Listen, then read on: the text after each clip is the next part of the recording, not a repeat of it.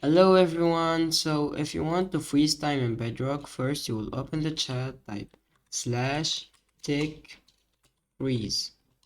But in some cases like mine, it doesn't work, so you will need to get a command block by typing in the chat /give @s command block. Then make sure to put it on repeat and always active. Then type the command you will find in the description below. Now you need to get a clock in your hand. And that's how you freeze everything. And if you ever feel annoyed of these things in the chat, you like /game rule command block output false. And that's it. Now they stopped.